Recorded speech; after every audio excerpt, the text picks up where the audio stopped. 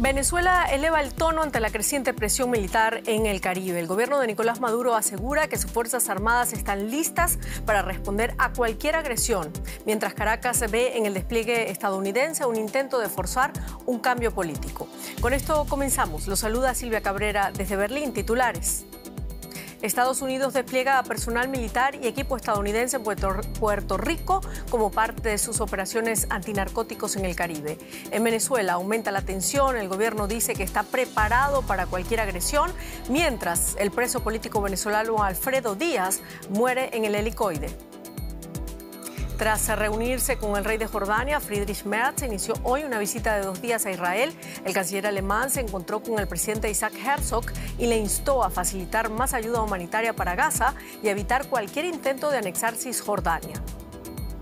Rusia lanza otra andanada de misiles y drones contra Ucrania. Los últimos ataques se producen mientras negociadores ucranianos se reúnen con enviados de Estados Unidos en Florida por tercer día consecutivo en conversaciones destinadas a poner fin a la guerra.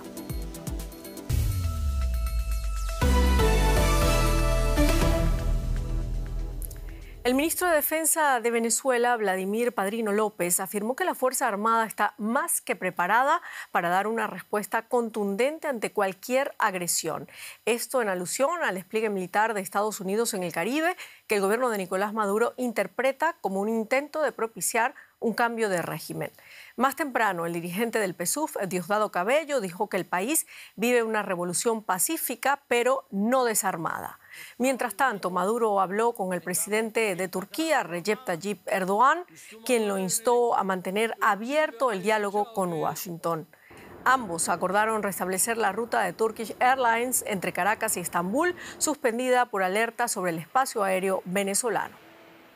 La llamada se produjo mientras Estados Unidos mantiene un despliegue militar en el Caribe cerca de Venezuela bajo el argumento de combatir el narcotráfico. Personal militar y equipo estadounidense desembarcaron el viernes en Puerto Rico como parte de estas operaciones.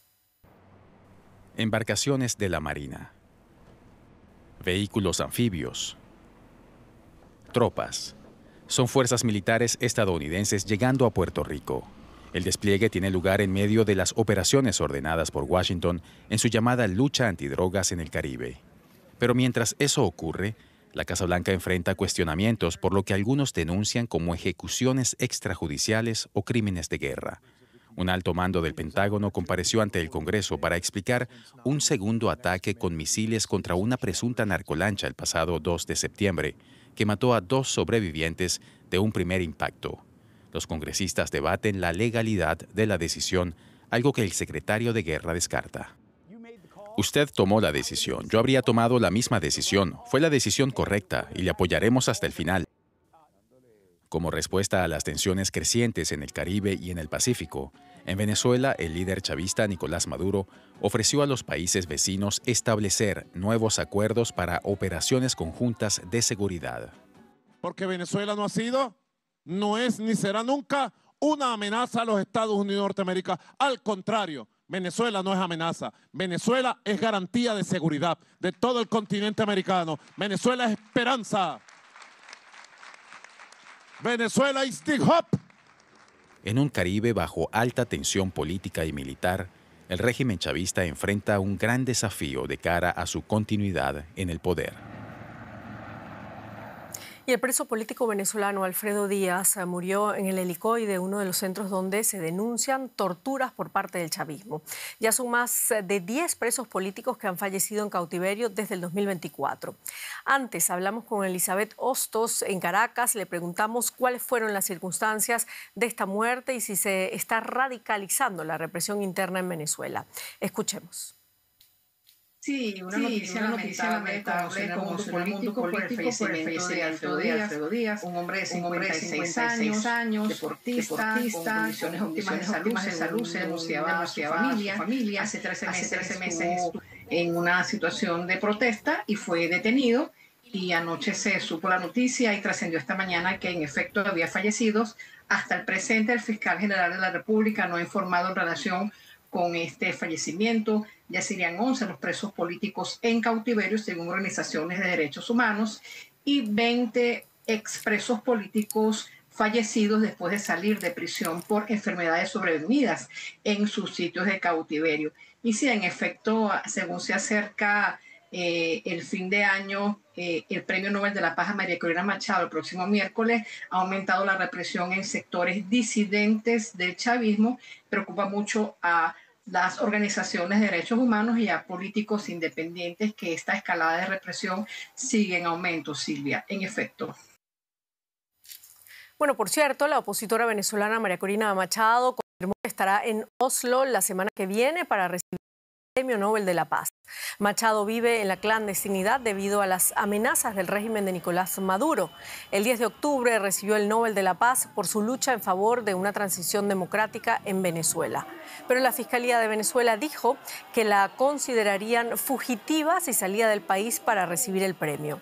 A Machado se le impidió presentarse a las elecciones presidenciales del 2024, en las que el presidente saliente Nicolás Maduro fue declarado vencedor sin la publicación de las actas electorales. En Honduras sigue sin saberse quién es el ganador de las elecciones presidenciales celebradas el domingo pasado. Salvador Nasrallah, candidato por el Partido Liberal, denunció este sábado irregularidades y graves errores en más de 5.000 actas electorales. Por ello, solicitó al Consejo Nacional Electoral una revisión minuciosa que podría incluir una verificación voto por voto. El organismo anunció una prórroga en el plazo para solicitar la nulidad administrativa y para las revisiones y recuentos especiales ante las demoras en el procesamiento de los resultados electorales. Mientras tanto, el conteo de los sufragios continúa detenido desde el viernes, sin que las autoridades hayan explicado la razón. Con el 88% de los votos escrutados, el conservador Nasrias Fura, favorecido por Donald Trump, se mantiene a la cabeza, superando por menos de 1% a Nasrallah. La Organización de Estados Americanos hizo un llamamiento a que se agilice el escrutinio. Y el canciller alemán Friedrich Merz inició hoy una visita de 2 días a Israel con la que quiere contribuir a consolidar el alto el fuego en Gaza. Merz se reunió en Tel Aviv con el presidente israelí Isaac Herzog, a quien trasladó su apoyo total pese a que las relaciones entre ambos países se tensaron meses atrás. Merz reconoció que las acciones militares y las acciones del gobierno israelí le plantearon un dilema, pero quiso trasladar la seguridad de que Alemania está de su lado. Merz aseguró que Israel tiene derecho a defenderse y a existir.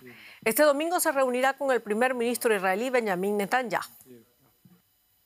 Merz instó a Israel a facilitar un mayor ingreso de ayuda humanitaria a la Franja de Gaza y a abstenerse de cualquier intento de anexar la Cisjordania palestina. Vamos a escuchar lo que dijo en Jordania poco antes de llegar a Israel en su visita de 2 días. Tenemos que mantener abierto el camino hacia un Estado palestino. Por ello, no pueden darse pasos hacia la anexión de Cisjordania, ni formales, ni políticos, ni con construcción de asentamientos, ni con hechos consumados o mediante cualquier otra medida que conduzca de facto a la anexión de un Estado palestino en la región. Y funcionarios de las delegaciones de Ucrania y Estados Unidos dijeron que se reúnen este sábado por 3er día consecutivo en Florida para mantener conversaciones destinadas a poner fin a la guerra. Rusia lanzó un importante ataque con misiles y drones contra Ucrania durante la madrugada del sábado, un ataque a gran escala que ha causado daños en la infraestructura ferroviaria y energética ucraniana. Un gran ataque aéreo ruso golpea un centro ferroviario cerca de Kiev. Varios vagones y un depósito resultan dañados. Las autoridades ucranianas afirman que Rusia lanzó cientos de drones y docenas de misiles durante la noche, atacando 8 regiones del país. La gente fue trasladada a refugios aquí. No hay víctimas en el centro ferroviario, pese a las obras en curso. El edificio ha quedado muy dañado, pero lo reconstruiremos. Será una estación moderna y renovada, pero no ahora mismo. En este momento lo importante es ser pragmáticos y crear condiciones para la gente. El mismo día, los habitantes de la capital, Kiev, celebran el Día de las Fuerzas Armadas. Con el objetivo de levantar la moral de los soldados, el presidente Zelensky entrega condecoraciones militares a algunas tropas. Queridos ucranianos, Solo gracias a personas fuertes, las naciones son fuertes. Y solo las naciones fuertes perduran en la tierra. Ucrania perdurará, sin duda, porque la fuerza de sus ciudadanos es indudable.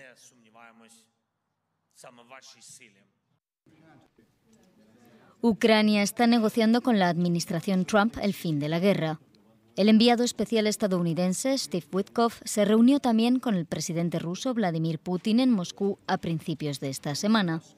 Las garantías de seguridad a largo plazo para la Ucrania de posguerra y las concesiones territoriales siguen siendo los puntos más controvertidos.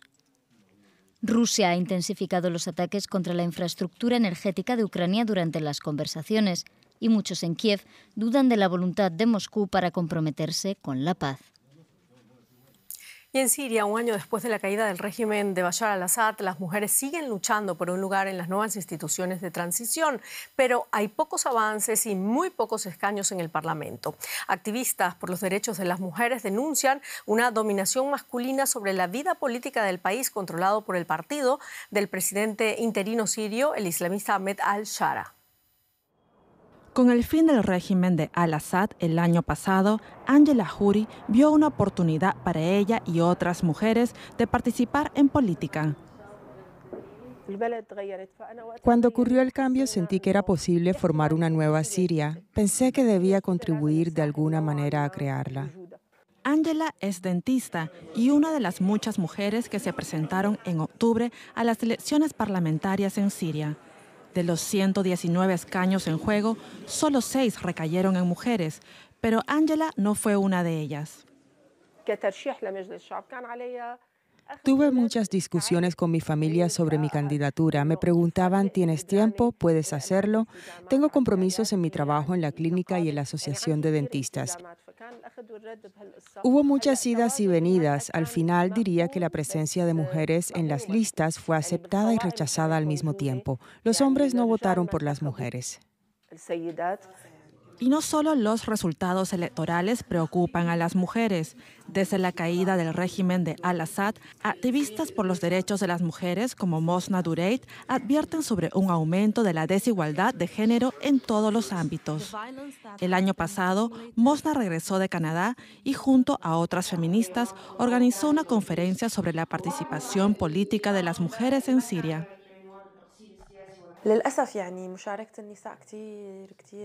La participación de las mujeres ha sido tímida, por decirlo suavemente. Siria atraviesa una etapa de casi hostilidad hacia la participación femenina. Sin embargo, esto no debería desanimarnos, sino motivarnos a continuar. Lo más importante es construir alianzas, fomentar la diversidad y construir una organización política basada en el feminismo.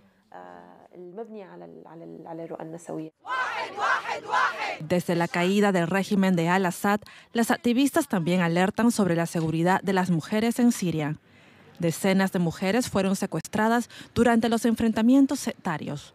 El gobierno de transición ha sido duramente criticado por no adoptar una postura lo suficientemente firme contra estos actos de violencia. Para Angela, un obstáculo adicional a la participación femenina en la política. Participo en varios grupos de mujeres. Algunas rechazan lo que está sucediendo aquí y no participan porque no quieren legitimar esta realidad. Está justificado, todos tienen derecho a tener una opinión.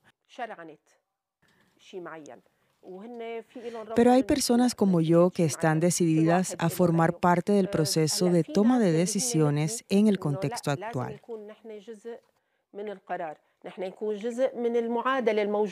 Angela dice que no se ha rendido. Además de los 119 escaños surgidos de los comicios, el presidente interino Ahmed al-Shara nombrará a otros 70 parlamentarios. Angela quiere ser uno de ellos.